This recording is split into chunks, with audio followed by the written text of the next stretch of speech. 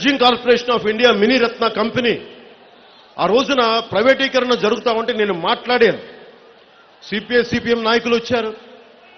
అప్పుడున్న తెలుగుదేశం ప్రభుత్వం కూడా ఒక మాట చెప్పింది.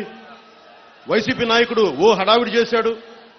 ఏం కూర్చొని నేను మాట్లాడితే ఈ మధ్యన ఢిల్లీకి వెళ్ళి చెప్తా ఉన్నారు, నేను స్టీల్ ప్లాంట్ గురించి మళ్ళీ మాట ఎత్తితే నష్టాల్లో ఉంది కదా, ఏం చేయమంటారు? కానీ మీరు అడిగితే డ్రెడ్జింగ్ కార్పొరేషన్ ఆఫ్ ఇండియా ఆ రోజున ప్రైవేటీకరణ చేయకుండా ఆపాం కదా అని కేంద్ర నాయకత్వంలోని ముఖ్యులు నాకు చెప్పారు. నేను వారిని ఒకటే అడిగాను, స్టీల్ ప్లాంట్ది ప్రత్యేకమైన దృష్టి పెట్టండి. నిజమే 8,000 కోట్ల నష్టం ఉంది, నేను కాదంటలా. ప్రైవేట్ గనులు లేవు, సొంత గనులు లేవు. Steel plant of authority of India లిమిటెడ్కి సొంత గనులు ఉన్నాయి. మాకు సొంత గనులు కేటాయించండి.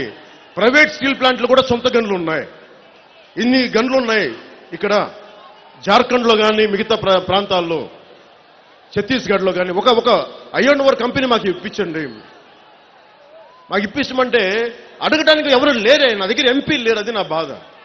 ప్రధానమంత్రి గారు గుర్తిస్తారు నా వ్యాధుల్ని, నా బాధని. కానీ రాజ్యం నడిచేది శాసనసభలో నడుస్తుంది, అక్కడ పార్లమెంట్లో నడుస్తుంది. ఎంపీలు లేని నేను ఎంత మాట్లాడినా అర్థం చేసుకుంటారు, కానీ దాన్ని ముందుకు తీసుకెళ్లేరు. ఈ ఎలక్షన్స్ దయచేసి మీరందరూ ఆలోచించి ఓటేయండి.